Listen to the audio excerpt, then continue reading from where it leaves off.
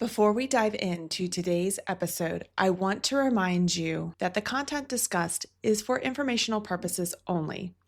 Today, we are talking about creatine supplementation, including potential benefits, dosage, recommendations, and considerations for different individuals. However, this discussion is not intended to diagnose, treat, or replace professional medical advice.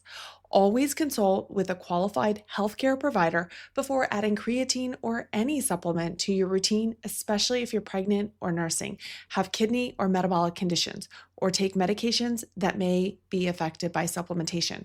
With that in mind, let's get started. Welcome to Miles from Review, the podcast powered by CatFit Strength, where busy women like you find practical solutions to fuel your fitness journey with authenticity and resilience. I'm Kat, your host, a mom of 2 active boys, a business owner, and an ultramarathon runner, and a strength trainer in her 40s. With nearly 2 decades of experience, I'm here to help you cut through the noise of fads, hacks, and quick fixes.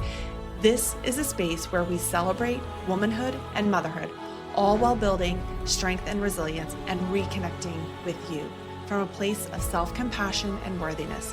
Whether you're lacing up your running shoes to go out for a run, driving your kids to practice, or squeezing in a moment for yourself, I'm right here in the trenches with you. Let's dive in. Shelby O'Neill is a double board certified dietitian with expertise in sports nutrition and pediatric nutrition. She holds a bachelor's degree in nutrition and dietetics from Penn State University and a master's degree in nutrition from Westchester University. Shelby began her career as a pediatric clinical dietitian, specializing in pediatric cardiology and neonatal intensive care unit. She later transitioned into sports nutrition, serving as a graduate assistant at Westchester University, where she supported the nutrition needs of over 500 student athletes. Her expertise has been recognized in the Sports and Human Performance Nutrition Dietetic Practice Group expeditions, where she has been published twice on topics such as hydration in winter sports and multivitamin supplements. Currently, Shelby is the lead sports and women's health dietitian at Time to Thrive Nutrition and an adjunct faculty member in the nutrition department at Westchester University. Shelby, I'm so excited to have you on the show today with your background in both sports nutrition and women's health, and it's such a perfect fit for this conversation. Thanks for being here. Yeah, I'm so excited to be here. I'm looking forward to chatting today. Yeah, it's gonna be a awesome topic, and one I know I get asked about, and as you get asked about. We're diving into all things creatine. We'll kind of start with, when we hear creatine, it's associated with like bodybuilders and really bulking up, and that's not what it's all about. So I think let's dive into kind of some of those misconceptions and what creatine really is, and we'll keep going from there. We're going to cover it all, or most of it. Yeah. Creatine is definitely something that I know we were talking a little bit before about how something I get asked about a lot, especially from my female clients, also my male clients, but mostly my female clients. And something recently, I feel like that has kind of had an uptick of people wanting to know more about it. And I always tell all of my clients that I think knowledge is power, right? So I am happy to provide you with my knowledge on the topic, and let's talk together if this is really the right fit for you. You know, sometimes things can get kind of overemphasized as being, way more important than they actually can be for us. But let's get to that knowledge part, right? So when it comes to creatine, it was originally identified in I think the late 1800s, but it was started to be researched in terms of athletics in about the 1990s. And why they originally started to research it was that they noticed that when athletes were taking it, or active individuals were taking it, that it allowed them to get a better quote unquote pump in, right? It allowed them to exercise for longer duration without getting as much fatigue. And that then led to greater gains in muscle, right? What is interesting about creatine is that because it was started to be studied back in the 1990s, is that it's one of the longest running research supplements. So in terms of safety, it's fairly safe because we do have a lot of research on it. But originally that's where the research came from. So a lot of people associate it with kind of exercise and maybe getting bulkier, getting that pump in, like I said, because that's where the original studies were in and what it was used for. I like to first kind of educate people around why it does help you to exercise longer and at higher intensities. And that's all relating to what it does in your body, right? And when we understand kind of what it does in your body, you can understand better, is this right for me? Does it really add bulk? Is it doing something else for me? So when you think about creatine, we actually can eat creatine. So it's in meat sources, it's in shellfish sources. I mean, like I think you have to have like what is like a pound or two of beef to have like 1 gram of creatine a day. So it's not in very high amounts, but it's there. So it's always been present in our body in some amount. So our body has the processes needed to figure out what to do with it and break it down. When it comes to creatine stores in our body, though, our body stores it in our skeletal muscle and actually in your brain a little bit, like 95% in your skeletal muscle and about 5% in your brain. And what the research has showed us over the years is that our stores in the skeletal muscle and the brain are not 100% saturated. So that means that supplementation can have an impact on increasing those levels. We'll get like later on, we'll talk more about what that means and if that's needed, but can be impactful, right? And so what does it do? So how it helps activity and how it helps you to exercise longer and maybe lift higher, so kind of delayed fatigue aspect, is when you exercise, the energy systems you're using depend on the type of activity you're using. So if you're doing more aerobic, like running, then you're using an energy system that glucose is going to be used to make ATP, which is the preferred fuel source. If you're using an anaerobic energy system, so like you're lifting, right, then your body's not going to have that ability to convert glucose into ATP. So that means that it's going to burn through that ATP, which is that energy source fueling your muscles through activity. It doesn't really have a good way to get that keep coming to your muscles. So you'll fatigue earlier, essentially. So what happens and how creatine helps to prevent that fatigue is you lift a weight, right? You exercise your muscle, a short, high intensity burst, and your body uses ATP as an energy source for your muscles. When ATP is used as that energy source, we're getting a little sciencey here, but it essentially takes away a phosphate group from there. And ATP, adenine triphosphate, turns into adenine diphosphate, ADP, and then it gets recycled out. That's no longer usable as an energy source. What your body does to recycle that and make it usable again and turn it into ATP is it donates another phosphate to it from creatine phosphate. The more creatine we have, the more creatine phosphate that's available to our system, the faster we can get that ATP back from ADP, and then the more energy we have faster to your muscles. So that's like at a molecular level what's going on. So I think a misnomer is people think creatine automatically adds on bulk. No, it just helps you exercise longer and at higher intensities. Yeah, you were bringing back some major memories to like. I know, right? I was like, oh my God, Krebs cycle, ATP. Krebs cycle, I know, right? It's like I just was talking to a patient earlier about it, and they were a pharmacist. So I was like, I feel like you're going to track with me on this. Like, let's talk about ATP. They're like, oh my God, I haven't thought about ATP in a while. I'm like, I know, as science nerds. But yeah, so I just like, I love to think about things at a molecular level. Like, what is my body actually doing with it? But yeah. Yeah. And I want to highlight a couple of things that I think a generalization. So maybe people knew this, maybe people didn't know this, but it's already in your body. You're already consuming it with animal-based products. And I liked how you said about the amount of it and like how, and we'll get into a little bit later, we're going to kind of still stick on like understanding the role. And then we're going to dive into like the role of how it pertains to being a woman. But I like how it's already there and already present. Because I do find from myself when I have these conversations with clients that they're like, wait, I am already consuming it. Well, why do I need more? Well, and to your point, you put it beautifully. So I'm not even going to try and reiterate it because it was really well said. And I'm like, oh, this makes more sense to me. I'm a little bit of a creatine nerd. So I've read a bunch of the research on it because we'll get to it later, but it has an impact on brain health. And so personally, just for my own health history, I have used it for brain health reasons. So I just have a lot of nerdy background on it. So it's a passion project of mine. Yeah, I will say, I mean, I take it, I was a long time, I don't want to say a naysayer of it. When I was in college athletics, so date myself, in the early 2000s. You're young. What are you talking about?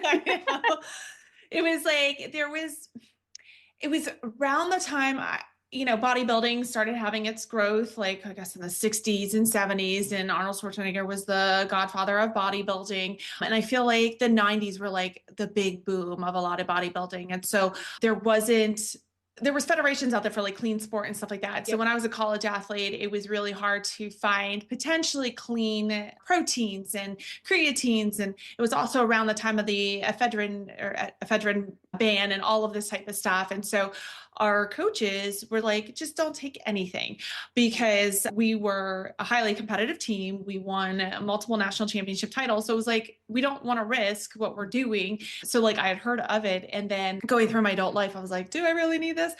But what the ultimate turning point for me was, I was like, no, this is really useful. And as I got into my later 30s and now early 40s, the one thing I noticed not only was, yes, that energy benefit from it with strength training, but I had more cognitive clarity from the get-go. Like it wasn't like, it was like, whoa, like I felt like my mom brain was cleared up.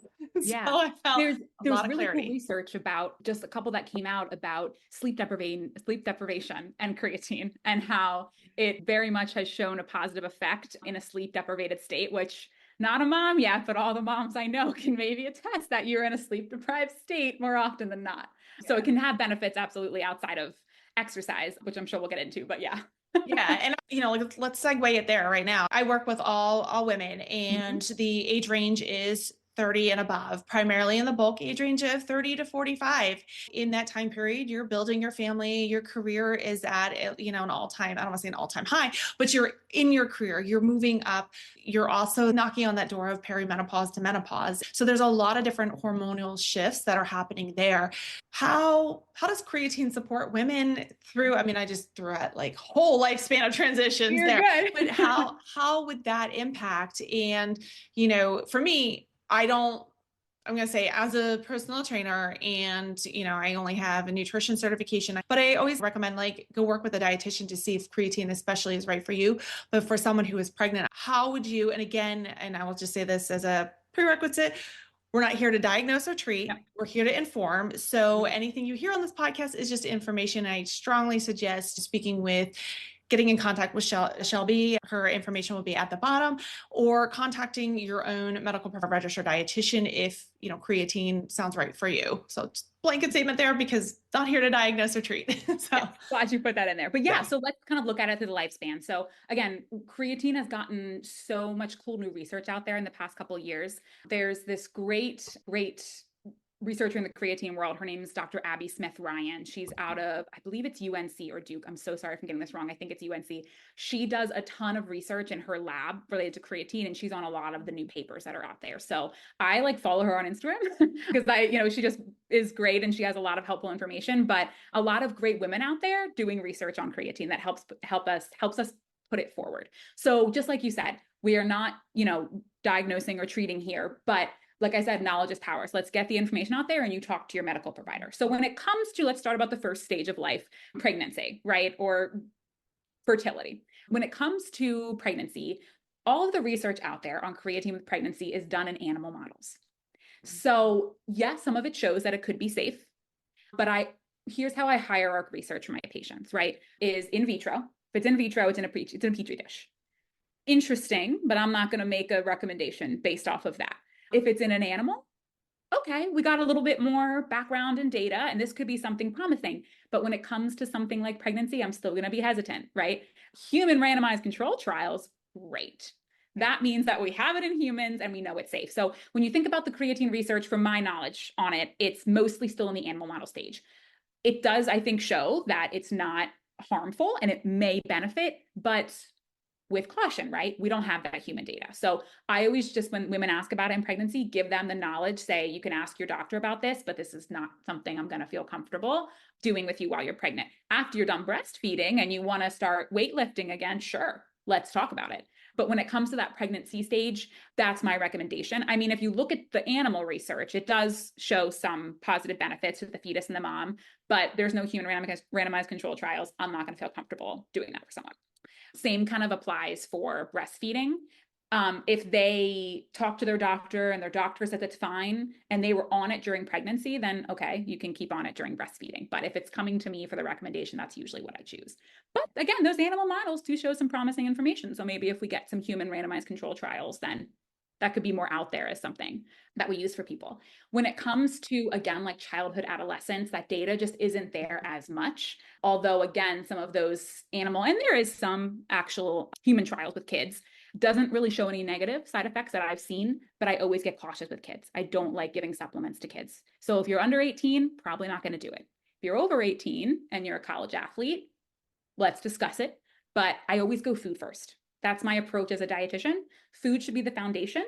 And then if we have all of that squared away, then let's talk about creatine. Because if we're not eating right and eating enough protein and spacing it out and meeting all our other needs, creatine isn't going to do much, right, for our goals. So when people come to me in those life stages asking for creatine for this, what else is going on so that we cannot use that? When it comes to, active 20s, 30s, et cetera, the key part is active, right? So with creatine, when your goal is to build lean muscle, right, or retain lean muscle, the research is very clear that you want it to be paired with resistance training, and you want it to be paired with a good diet too, right? We don't want this to be like a patch over other good stuff not going on underneath. What's really cool about the new research, and in particular when you were talking about the perimenopause, postmenopause population, some really cool new research is coming out about creatine with bone mineral density and bone health in the menopausal population, perimenopause, postmenopause. I know a lot of us health providers know bone loss occurs as we age, especially with those hormonal shifts that go on with perimenopause, exacerbates it a lot. And what the research now shows with creatine and those older adults, those perimenopausal, postmenopausal, is that if you do 2 to 3 days a week of resistance training and you add on creatine, there is very positive effects with either stopping bone loss or even upping our bone density a little bit. It's hard to up it when you're postmenopausal, but at least stopping the loss can be very beneficial. Are you curious about CatFit Strength? Well, CatFit Strength is designed to help you achieve your fitness goals with confidence and clarity. Whether you're a busy mom juggling multiple responsibilities, a woman navigating unique challenges of prenatal, postpartum, or perimenopause, or an athlete looking to enhance your performance, CatFit Strength has you covered. Let's get down to it. CatFit Strength offers personalized programs tailored to your unique needs, goals, and ensuring you get the most out of every workout. Expert guidance provided for you with the understanding of the importance of balancing strength training, cardio, and mobility. Flexible workouts designed to fit into your busy schedule, whether you're at home or at the gym or on the go. So why choose CatFit Strength? I believe in creating sustainable fitness habits that adapt to your lifestyle. I focus on helping you lift effectively, move better, and feel stronger every day. Plus, emphasis is on realistic goal setting, celebrating every win, and helping you stay motivated and inspired.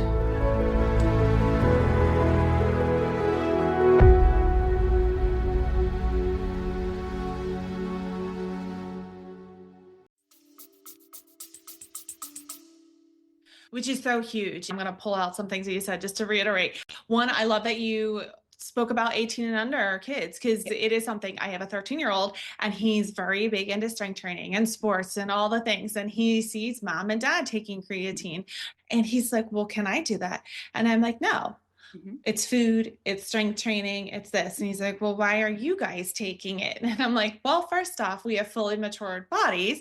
I haven't read all the research, but the research just isn't there. And so he's like, ugh. I'm like, I know. It sucks to have an educated mom. I know, right? And the research in the adolescents with it is mostly in those with like muscular dystrophy, or because it's being kind of used in research like Parkinson's, or kind of trying it out with a lot of different things. So that's where it mostly is with the research with kids, and with any kid, unless it's like a multivitamin or they have a low vitamin D, for example, and they need to bring that up.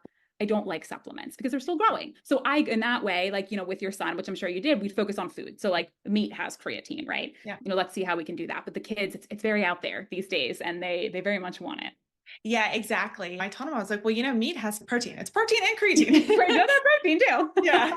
So, and he's like, really? And I said, yeah. So you're getting it in the diet. And I said, and I did tell him, I was like, you're growing. There's so many factors that are changing. I said, when your body hits quote unquote that steady state, when you're mature, it's sort of easier to know what you're doing.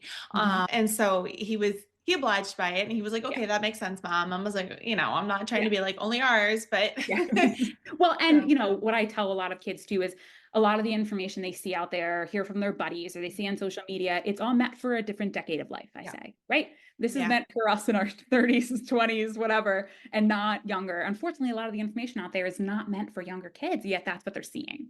Exactly. Yeah. Exactly. Again, in the future, maybe there's research Yeah. that shows it's great, and that's then. But as a practitioner, we're research based, right? And so you want to do what the research says. Exactly. Yeah. Exactly. I also loved, I read that, study about the bone mineral density and Yeah. loss. And I was like, this is incredible. It is one that for me and the way I train my clients is yes, we are going to have all the aesthetic goals you want. Mhm. Brilliant. I'm Mhm. all for that. But let's, for as much as you can, I understand exercise is not always, I don't always love exercising, but we're not always in love with the process. But if we embrace the process and understanding the strength training is going to back it up when we are, and depending on when you conclude your family, it's like we want to make sure we're fortifying our body. We want to make sure that what pregnancy and that postpartum time period took from your body, that we're getting it replenished, gaining that strength back, making sure that nutrition is there, that sleep, that stress mitigation, because the more those big foundational blocks are there, so far, the research, again, there's still more research needed, is there that you fare a bit better through perimenopause and menopause. Again, there's an exception to everything, but most research shows that you have less muscle loss, less bone density loss if you are strength training. You have that good nutrient dense whole food diet, and you're sleeping better, and that stress mitigation is there. So I always tell clients, I'm like, and I love that you mentioned that it's like those foundational blocks have to be there before we add on. Yeah, no, absolutely. Yeah. That's a supplement's only something I add after everything else, our diet, we're meeting our calcium needs, our vitamin D, our magnesium, other things that are really important for bone health too, right? And what I find too a lot of times is maybe because of kind of like the era they grew up in, kind of the diets that were popular then, but a lot of women that are nearing menopause or in menopause or post-menopause really don't eat a lot of calcium-rich foods because a lot of them are high in dairy. And so it's a very big bone health is a very big component that's missing. And it can be motivating sometimes to kind of let them know about the science. Like, listen, we don't want this to get further down the road. We have this bone loss occurring. Let's talk about our nutrients that are important for bone health. And if you're not eating enough overall, right? Yeah. Your body is going to start to leach calcium and phosphorus from your bones, right? If you're not eating, if you're in too big of a calorie deficit. And so we need to make sure all that's secure and all that's good. And if that's all great, then let's add on some creatine. Yeah. Oh yeah, that's huge. And I love that you brought up, if you're too much in a calorie deficit, like that's so detrimental. That's a whole other A whole nother podcast. topic. We could do a whole nother thing on that passion project of mine. But Oh, I can see it, and I'm sure you see it all the time. And it just makes me, I just wish we could get the word out there more. Like, this could be doing more harm than good for you, right? And I would tell people, especially with bone health, you're not going to feel it right now. You're not going to feel it when you're 30. When you're going to feel it is when you're 50 and you're 60. Yeah. Yeah. Yes, it is one. I'm like, please just eat. And as I tell my clients, like I said, I do nutrition coaching where I'm like, let me just see what you eat. Yeah. And oftentimes I'm like, you're not eating enough. And they're like, oh, I can't eat anymore. And I'm like, because you've trained your body to undereat. Yeah. And when I help them articulate the signs of hunger cues or the undereating cues of the fuzzy brain, the energy drops, the moodiness, the one that they're always surprised at is the interrupted sleep where they're waking up multiple times in the night. And I said, yes, if you're waking up, especially in that 12 to 4 a.m. time period, that's like peak. I'm going to just roll it into the word of healing time where the body really recovers. And that is where you don't want to be waking up. I mean, we want to get to bed before midnight, definitely. But like, if these are all signs that you may be under eating, and when we look at like their whole, I like to see at least 7 to 14 days, I'm like, put everything in there. I'm not judging. I'm here to help and see they're just not eating enough because we hear cut calories, restrict, subtract. And I'm like, no, let's add. We're going to be adding. I want to add more, add a vegetable, If you don't know what to do, just add a vegetable, add a fruit, add a protein, animal-based or plant-based. Yeah. And again, to that knowledge too, a lot of them just don't know how big of being in that big of an energy deficit, what that does to your body systems, right? It's and getting that knowledge out there, getting that education out there, even though maybe it's kind of what going against what they've been taught for a while. I love that you use those hunger cues with them. Like my one thing I always do at the first visit, or most of the time, I should say, I don't want my clients calling me out, like, you didn't do that with me at the first visit, Shelby. It was the third. I have a hunger and fullness cue scale. Yes. And they're like, well, I'm not hungry. I'm like, okay, but are we feeling faint? Do we get a little irritable? Do we have a headache? That's hunger, right? Your body is just not recognizing it as that. And, if I always have them make a fist and I'm like, this is the size of your stomach at rest. Yeah. Your stomach's a muscle, so you have to train it, right? And so if you're only eating a little amount and your muscle that you're training is only used to opening a little amount, yeah, you're going to get full fast. But you can train it, just like any muscle, to accept more food. And so that initial fullness feeling with trying to eat a little bit more food will go away. It just takes a little bit of time and consistency. Exactly. That's what I tell them. I also tell them too, they're like, well, in the mornings I just can never eat, so I don't wind up eating until 1. And I'm like, okay, here's what we're going to do. You can break the meal into 2 meals. I'm like, I love a first breakfast and a second breakfast. I'm all about that. I get mornings can be rushed, but let's really provide that nutrient start off. So we also don't have on the flip side, you're now in, I color code my hunger cue to like the red zone. Think about your toddler. And if it's been a moment, think back to those tantrums. That's what your body's doing. All the alarm bells are going off. And so then you wind up grabbing something that maybe you weren't really excited about or really wanted to eat. And so now we're dealing with a lot of guilt and shame, which we want to be excited about what we want to eat. And I always come from the standpoint, we all know fruits and vegetables and lean proteins and healthy fats are what we need to eat. But what happens is no fault of our own, most often is we're in a highly pressurized society where you're on the go. And so, and being a mom, you're an afterthought. Yeah. It just happens that way. So how do we put in things to set ourselves up for success?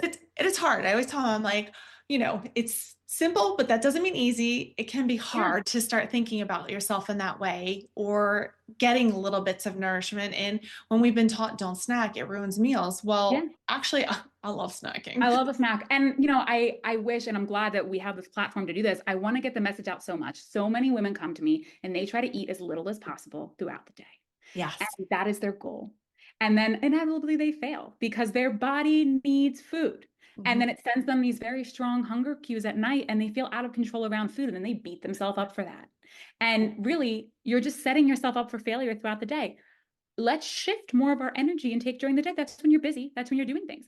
And sometimes this is when creatine can come more popular because it's like, oh, well, it's easier just to take a supplement than it can be to kind of work on some of these structural things because your life is so busy. You're asked to do so much. And so just like you said, a lot with the moms, it's let's put ourselves first a little bit. What can we do once this week to put ourselves first so that you're getting the nourishment you need so that creatine can be the icing on the cake and not like a Band-Aid over a bullet hole is the analogy I like to use. I like that. Yeah. So I firmly am very on board with everything that you are on board with as well, with kind of teaching women how to refuel their body when they were taught in the improper way through societal norms or et cetera, et cetera. Yeah. Oh yeah. 100%. So with creatine, let's dive into the dosage amount, when to take it. Is there best practices or kind of if someone's, you know what, this sounds like it's right for me. And it's that one more thing I have to do.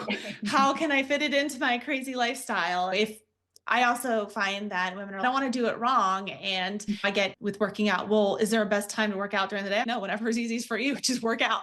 There's no science behind when to work out to get the best benefit of it. Just work out. No, absolutely. So when it comes to creatine, it depends. There's 2 different ways you could do it. So there's something, once again, we've decided that your diet is good and everything else, and we're adding this on top. So there is a loading phase you can do. And then there's just kind of taking 1 serving at a time and slowly working up those stores. So again, it's going back to those stores in your body. What we want to do is generally our creatine stores, what the research says is they're like maybe 60 to 70% full just from diet stuff. So if you're a vegan or vegetarian, it's going to be lower. They respond better because again, it's found in those meat-based sources. And so the loading phase gets up to that 100%. So it goes from 70% stores full in your body from normal diet to closer to 100. Again, we don't know the exact amount. Not everyone's a creatine responder either. That's a fun fact, niche. Not everyone responds to it. So It's hard to tell if you're a responder, but we know that not everyone responds to it. So the loading phase is usually, people do it a little bit differently, but usually it's 20 grams a day for like 4 to 5 days. That being broken up into 5-gram doses 4 different times throughout the day. So like 5 grams of breakfast, in the morning, early sometime, around lunchtime, afternoon, and then dinner. You do that for 4 or 5 days, and then you go to a maintenance dose of 3 to 5 grams a day. That is the way to get your stores up faster. Now, with that can come some of those side effects that you hear about on the internet: bloating, water weight, etc. A lot of that, I would say, is a little bit more anecdotal than seen in the research.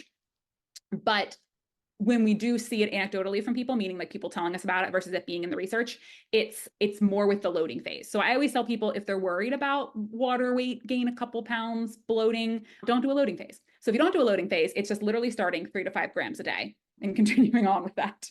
That's how I have most people do it, because I don't work, unless you're using it for like traumatic brain injury prevention, which we can talk about how it can help with brain health, or you have an athlete that's really highly competitive that has an event coming up. There's really no need to get your stores up in a week versus 3 weeks.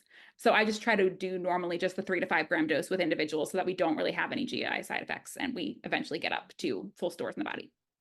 Yeah. Like when I first started taking it, I did the kind of like the build up, like, Yeah.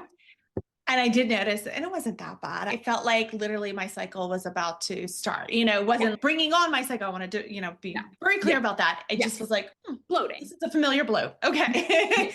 Yeah. But yeah, that was one thing. And then, I just do it for me, and we can go into, is there a best time or not? For me, I just do it dropped in my I drink my coffee black every morning. I'm typically a morning workout. So for me, morning is when I take it, and that works for me. I'm not going to fuss over the little percentages, or if there's a best percentage, you're like, no, actually you're not getting the best results. Oh, gladly. No, so I am the same way. So when it comes to creatine, also, we want to make sure that it's creatine monohydrate, right? So we want to make sure we help. I think would probably get to that later anyways, but so we want to make sure it's the creatine monohydrate. That's the most well-researched and well-tolerated creatine. There is other ones out there. It's also not that expensive compared to other supplements. So with the creatine, I also just do it in my morning coffee. So what the research shows is that, yes, if you want like the 1% different benefit, you can take it within like an hour pre to post workout with 15 grams of a simple carbohydrate. That's going to best optimize absorption. What the research overall shows is you just need to get it consistently every day. If that's breakfast that you remember to do it, that's great. That's why I tell people, just what's one time a day that you're going to remember to do it, because consistency is key. So really what I tell clients, it does not matter. If you're, again, an elite athlete that's training and time matters, okay, let's consider that cutoff. Otherwise, just any time of day that works best for you and you remember. I just say not at night, because, sometimes it can have a little bit of burst of energy, not burst of energy, but it helps give you that mental clarity and acuity. So if you want to sleep well, maybe not at night, but yeah, otherwise it's the same thing. Just a time of day that you can take it consistently. I do tell people it does not mix well in water. So I always do it. Oh yeah. So I always do it in a hot beverage or a food. Because if you put it in water, it just tastes a little like, it isn't my experience, a little like crystally almost, like you're kind of drinking, like it's kind of chewing a little bit. So I always put it in a hot liquid, it dissolves, or a food. So that's good to know. Yeah, because it's just easy. I have my coffee every morning. Yeah, you remember it, you do it right in there. Yeah, it's perfect. That's good to know that it's just consistency and getting it in every day. Now, I did see one of my clients brought it up to me, and I don't know if you've seen this. Creatine is being paired with multiple things. Yes. And so, I'd love to hear your thoughts on that. Going back to, like I say, that best practices, and just, sometimes it's like, what I feel is too many things paired together. It's just not getting what you need. It's just marketing and making money. And that frustrates me on so many levels. So I am always a single ingredient supplement person, besides like a multivitamin when I can, right? And not everyone needs a multivitamin, I don't think either, right? As if your diet is sound and you got everything in there. But yeah, I don't pair creatine with anything. The thing you'll see it in frequently, that if they love it and they don't want to stop it, that's fine. It's like a pre-workout. But no, I haven't seen the science on it actually being absorbed better when paired with other things. Maybe I'm missing something and it is, but no, I only like to use it by itself. And from the research that I've seen, it is very well absorbed by itself. I agree. The more things you add into something, one, the less likely that we know what is causing the positive or negative effect. And two, is that inhibiting absorption of the creatine? We don't know. So I always try to avoid those supplement stacks, like I say, meaning like multiple supplements in one product if I can with clients. Yeah. Yeah. I believe that too. And two, with supplements, supplements are regulated so differently than food too. So I just always am cautious with them. And then are there specific types of creatine monohydrate that are better? Like you said, I mean, supplements are so regulated differently, and it is largely an unregulated field. And that's where I was explaining I stick with, what is it? National Sports Federation, NSF. NSF sports certified. Yeah. So I stick with those. I mean, I don't think I'm a runner. I compete. I am not elite. I'm just out there for a good time. So yeah, no, I always recommend third-party tested supplements, even if you're not being drug tested, because I just feel safer with them. So, and third-party testing is going to be NSF Sport, USP verification, or like Informed Sport or Choice are usually the ones that I look for. GMP is a third-party testification, good manufacturing practices, but I find that their standards for GMP are lower than when it comes to something like a USP or NSF Sport or an Informed Choice. But yeah, so Thorne, I personally use their creatine monohydrate. They're third-party tested. Momentous is third-party tested. There's a couple out there now that are third-party tested, the creatine monohydrates, but I typically will go with either Thorne or Momentous if I'm taking it or recommending it to someone. But it doesn't mean there aren't other brands out there third-party tested, but those are the ones that I know of that I use. I use Thorne. I love Thorne. Yeah. I find it has a pretty good price point too. It does. It really does. And I think that they make a good quality product and it's third party tested, so I feel safe. Yeah, I love all their supplements, and I'm not affiliated. I'm not just saying. And the best part is they come right to my door, so it makes it easy. Yes, absolutely. Yeah. I'm trying to think, what else haven't we covered here? I think it would be interesting to kind of go a little bit into that brain health, because one of the things that's coming out, and especially in that perimenopause, menopause area, is brain health. And I obviously spoke to, when I took it, I noticed more cognitive clarity. I felt literally like I was plugged back in for the first time since having kids.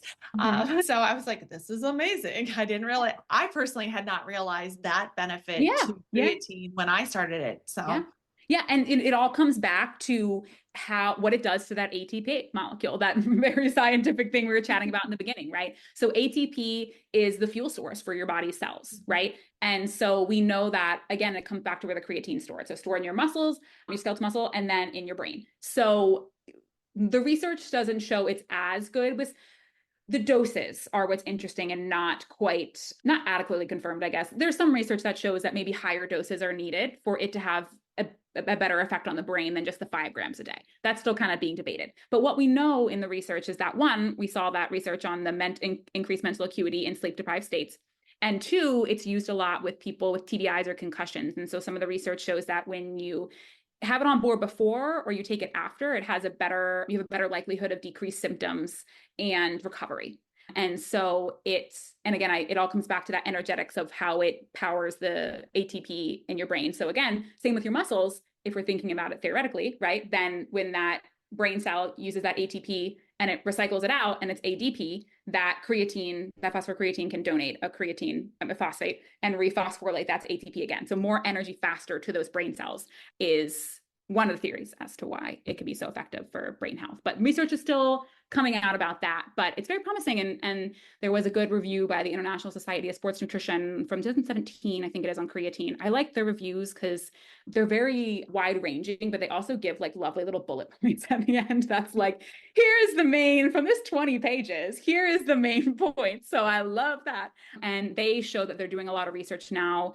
Can't say it's been successful, I don't think, yet, but with Parkinson's and Alzheimer's and different muscular dystrophy, like I said, cool stuff that maybe in the future research is going to show that it can actually have an impact for. Now, I'm going to throw a question at you. I can't remember the study, but there was a study. And one study, singular, does not mean it's like end all be all. but it talked about how, in particular for women, and it talked a little bit more towards men too, that after the age of 60, creatine isn't beneficial. Now, Mm, I'm just curious on your thoughts on that because it was, yeah. like I said, it was one study. So Yeah. I kind of take that and I didn't Yeah. push it further because most of my Yeah. clients are in that like 35, 45 range. And so, Yeah, that's so interesting. I've actually never seen that. So yeah, I would actually, but I love to learn new things. So I would love to read that study and kind of figure it out and dice it apart. Like, was it in vitro? Was it animal? Or what kind of a study population was? Did they already have like osteoporosis or something? I had never heard that. That's interesting. I'm trying to think in my brain like what the mechanism might be for that, but I don't know. So to answer the question, I have not heard it. So I'm not sure. But in my experience, it has helped preserve some bone mass for individuals that I know I work with that get DEXAs so that I can like actually see their bone density. So again, not necessarily increase it, but prevent it from dropping when paired with proper diet and resistance training. okay. Yeah. Yeah, I'll have to track down that study. So I just kind of like took it with a grain of salt and I was like, Yeah. well, I'm not there yet. And But I it's don't always work with good to clients keep there. your finger on the pulse, right? And Yeah, that's the good thing, I guess, good and bad about research is it's always changing. So, just because we know one thing to be true now, we might actually find out that it's not, right? right. Creatine does have some more longitudinal, so like 40, 30-year studies on it. But that's why I like science and I like keeping my pulse on it, is it can change and then we adapt. But it's good to keep your pulse on it and find interesting stuff like that because hey, maybe it doesn't work after 60, but not Yeah. that I have seen at least yet. Let's see here. I mean, we covered a lot. We covered like I I'm can like talk. I don't know if you noticed, but I don't have a problem talking. which is great. I've seen a lot of buzz around, and that's why I was like, the expert in it. I need someone who knows all about it, and we can really decode it because there are a lot of apprehensions in taking it because of the myths of getting too bulky. It's only for bodybuilders, or I'm not an athlete. And I always tell my clients, I'm like, you are an athlete. Mhm. Yes, you may not be competing for a team or an athletic competition, but you are an athlete for life. You are trying to get your body in as best peak condition so that you are thriving and not just surviving to get to that quote unquote finish line. It's like we want to feel good. So if there are things that can enhance after we're doing those foundational blocks, then this will help. What would you say to someone who's like, oh, I just don't know, like kind of on the fence with it? Yeah. I always kind of go back to like first educate them on like here's how it works in your body and then what are our goals, right? Mhm. Maybe your goal isn't to put on lean mass or isn't to preserve bone density or for your brain health. Maybe their goal is something else. But if your goal is one of those things, then let's do some education about how it can help those things and talk about safety around supplements and what we can do in our diet first. See if that helps. If it doesn't, then we add this on. So it's always like I say with it, I'm sure with you too, it's like a partnership with my clients. Mhm. I have the education in the background. I'm going to let you know, but you're the expert on you, is Yeah. what I always like to say. And so I usually just start with what their goals are, the education around it. And so if an individual came to me now and asked it, that's what I would do, right? Yeah. Yeah, knowledge is power, like I said. 100%. Yeah.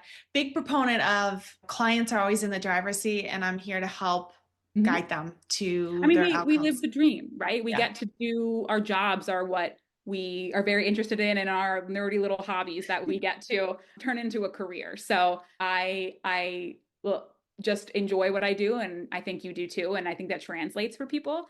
And so the more that I just genuinely like to help people. And so the more knowledge I know about something, the more I can help other people. And I think that in the end that just helps more people, right? So, and I love that you have a platform that kind of helps to get messages out there too that matter. Thanks.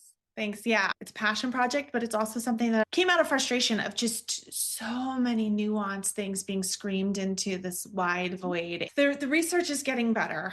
This still has a long way to go, in which a lot of the research is still on small populations of subsets of women. I tell clients today, you are in one of the best times to be alive and being a woman Mhm. and going through prenatal, postpartum, perimenopause, menopause, because the amount of research that is coming out, long-term study, 10 to 20 years, is Yeah, coming out now. which is huge. It's That longitudinal huge. data is huge. And Yeah. and the coolest part for me is it's all positive. Mhm. That hope isn't lost. Yeah. When I was going through, I was pregnant with my son the first time, with my first son, it was, you've ruined your body. Yeah. And I'm like, that's so not the case. And then this fear around perimenopause and menopause, it means I Yeah. can still be in an action ready body to Yeah. continue running, to strength train, to Yeah. still see what I want and still thrive and climb the mountains and whatnot. Yeah. It's huge. So And I think, I'm not in that life stage of perimenopause yet, but I think, and take this with a grain of salt as a younger individual, but that it was almost viewed as inevitable. Mhm. This is just going to happen. This Yeah. decline is just going to happen. And now we know that there's actually things we can do to mitigate that and to improve that quality of life. And just like you said, it's so positive. It's not just inevitable anymore. We can help ourselves, and there's new science that shows that doesn't have to be this way. Yes, exactly. And that's what I tell my clients. I kind of love in the Asian country, the mindsets are, it's a new spring, it's a new beginning. And I'm like, and that's what they call it. They don't have menopause as the term. And I Oh, don't know the word. If I knew it, I would butcher it. yeah. No, And it's a new yeah. coming of age. How amazing is that? And so that's why I tell clients, I'm like, don't look at it as a dreaded thing. Yes, you could do all the strength training, the stress mitigation, the mobility, and the cardio. There are still going to be symptoms. There's going to be hormonal changes. We can't control that. But with the studies that I've been reading, that it does help mitigate on the other side. That if you are creating those foundational habits and strengthening them now, no pun intended, to keep strengthening, you're going to have a better outcome on the other side. And the hardest part is when there's no immediate reward for it, convincing people and showing them that this matters, I promise. And hopefully with the right messages out and research showing that it does, that can help to further and further kind of get that out there for people. This was awesome. If anyone has questions, you can message the podcast. Shelby's information will be in the show notes. Time to Thrive has virtual sessions as well. So you don't have to be local. We're in Southeastern Pennsylvania. She's in Phoenixville. But if you're a local, you can do in person, or they have the ability to do virtual, which is amazing. So you can reach more people. Thank you so much for coming on. I know I learned more about creatine and definitely got to jog back to the days of all the anatomy. I expect a full memorization of the glycolysis cycle by the time we meet next. No, it's been absolutely lovely. So thank you so much for having me on. Yeah, absolutely. Thank you for coming on. Thank you for tuning in to Miles from Review, powered by CatFit Strength. If this podcast inspires you, don't keep it for yourself. Hit follow or subscribe to stay updated on the new episodes, and leave us a review to help more women and moms discover this space. Your feedback fuels this podcast, and I'd love to hear what's working for you or what topics you want to dive into next. You can connect with me on Instagram at CatFit Strength, or share this episode with a friend who is ready to embrace her strength. Remember, fitness isn't about perfection. It's about showing up for yourself and finding strength in every step of your journey. Until next time, keep moving forward, 1 mile at a time.